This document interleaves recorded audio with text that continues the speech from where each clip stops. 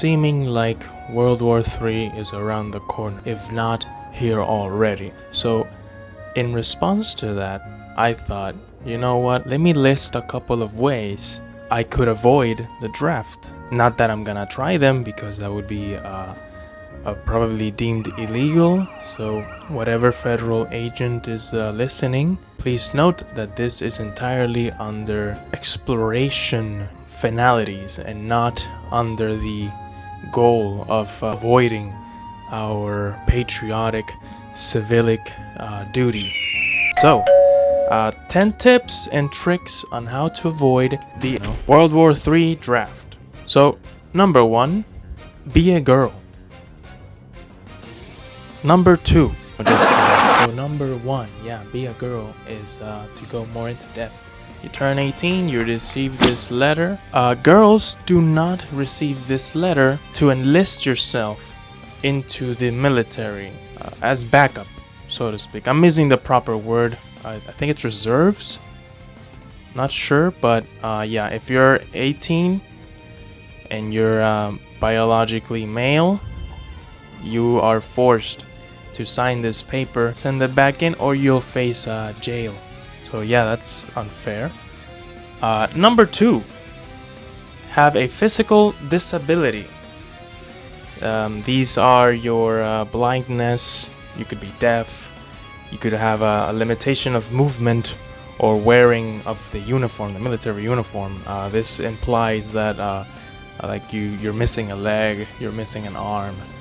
And I'm not sure about prosthetics. I don't think they're enough of a quote-unquote makeup to have you be able to serve. But you know, the point is not to serve, right? Like, you serve, you're gonna die. You didn't just lose your arm, you're gonna lose your life, bruh. There's this thing called that they deem it as a physical disability called bariatric surgery, which is when the stomach is cut. They surgically cut it and they stitch it back up so that you're stuffed more easily and so eat less. This is usually employed for when exercising and dieting has not been a beneficial method to losing weight.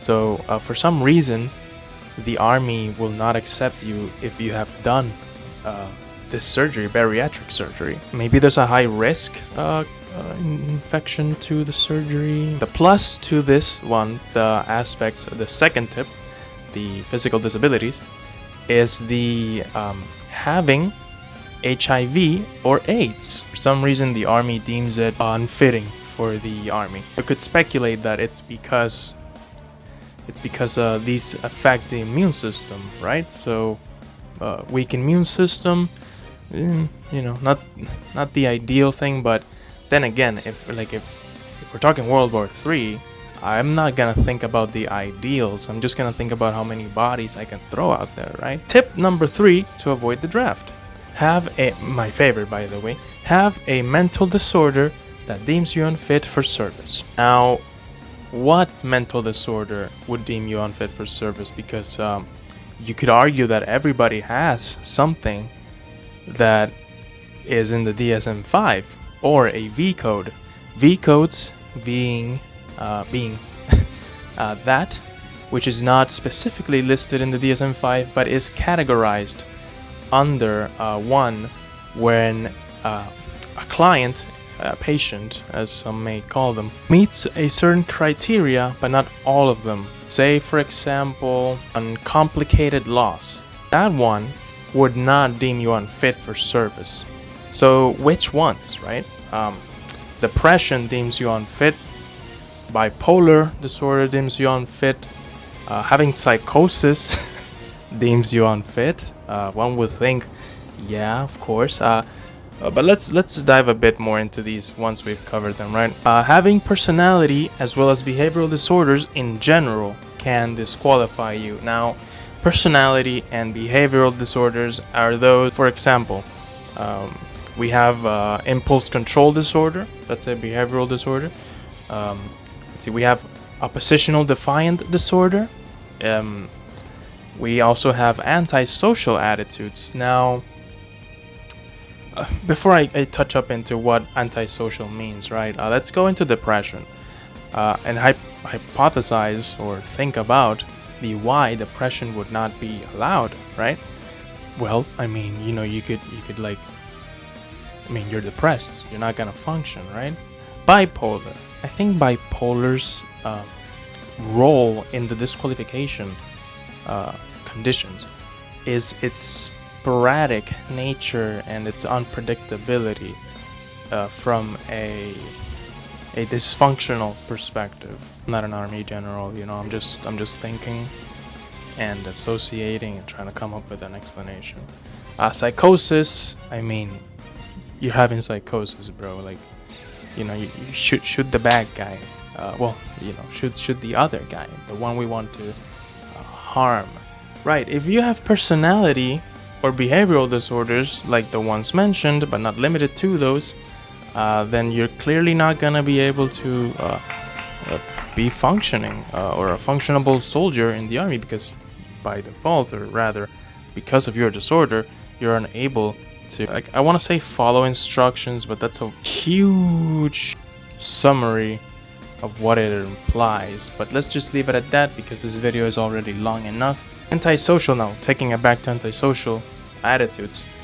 These conventional thought or perception towards what antisocial is, it is not this person that is secluded or says like no to going out for drinks, and then the inviter goes like, you're antisocial. Like, that's not what antisocial is. Tip number 4. Oh wait, taking that back, tip number 3. If you have autism, you're automatically disqualified. Right? That's crazy. Like, what? Tip number 4.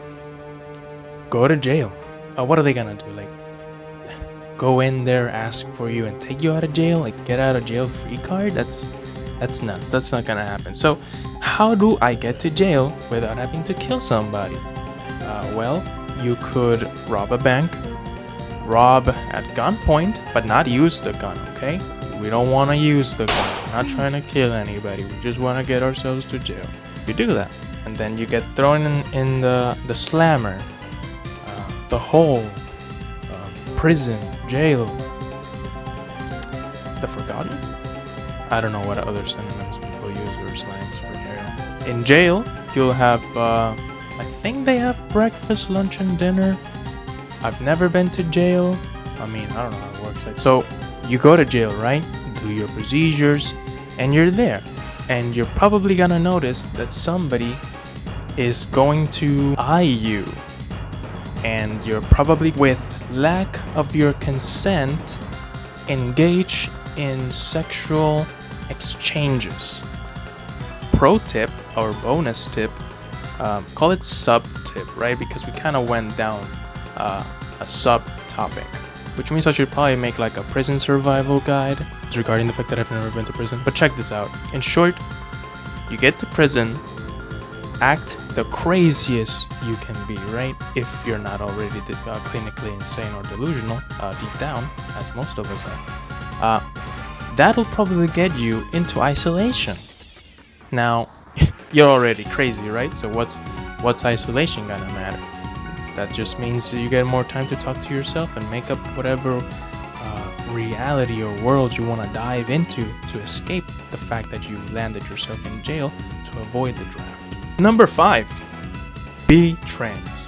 Obama enabled trans to serve during his term, which was, I believe, 16 years. That's a huge downside for trans, because the point is that you don't want to be drafted, right?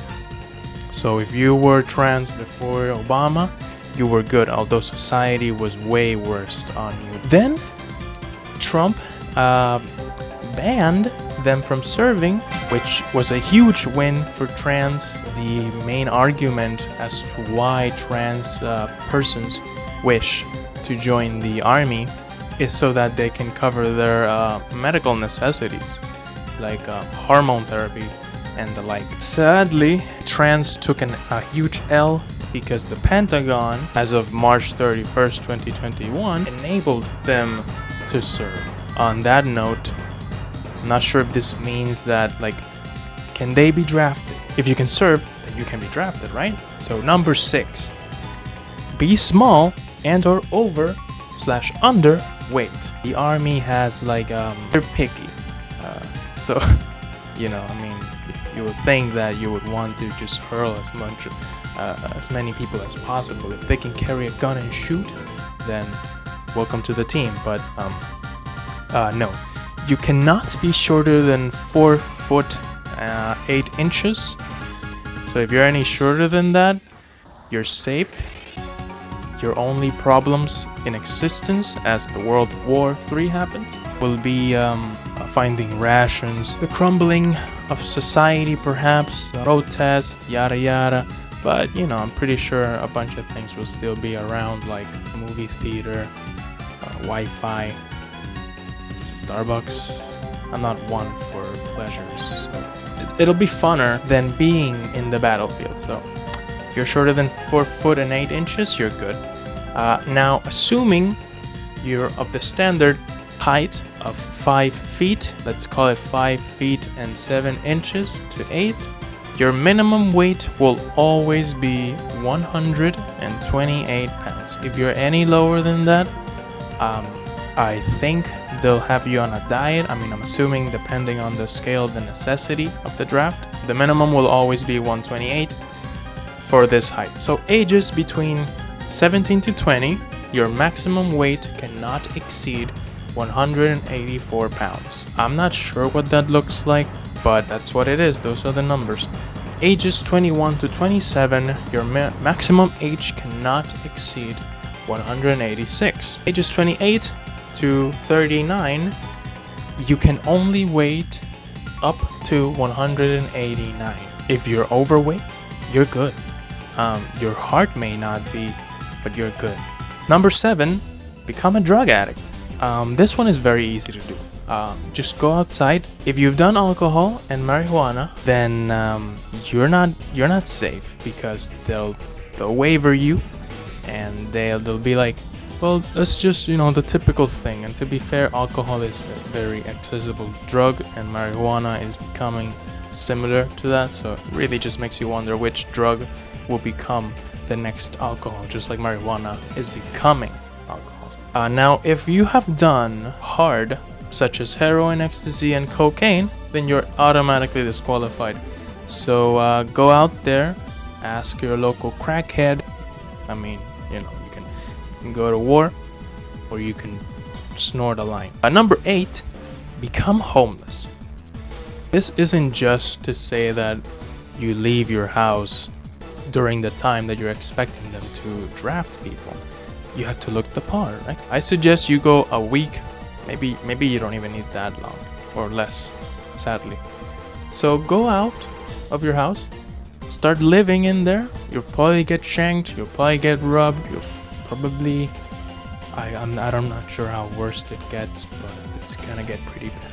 Eventually, you'll stink, be filled with bruises, your hair will be a mess if not cut up in sections, if you are murdered, that is, and you'll look like a conventional homeless, and the army will probably pass you by and not stop and be like, hey, what's your name, blah blah blah, you know, because if they have a picture or whatever, or a description, then you'll probably be very different from it, so you'll be safe. Tip number 9, live in the forest. Cue heavy amounts of delusion, psychosis, panic, anxiety, malnourishment, and if you're lucky, or if you've watched those tribe people making houses out of mud, just make that in there, in the forest. Tip number 10, move to another region. What are they gonna do? Are they like, you know, spend all your money, right? You flew, let's say you live in Texas, right? Spend all your money, get yourself over to France. Are you telling me the army is gonna waste the taxpayers' money just to look for you? Like, are you kidding me? You live in France, you eat the food, you eat the snails. You wonder what led to them eating snails, and you live day by day, you know. I don't think they have a drafting system there. If they do, then just look for one that doesn't. Maybe Switzerland.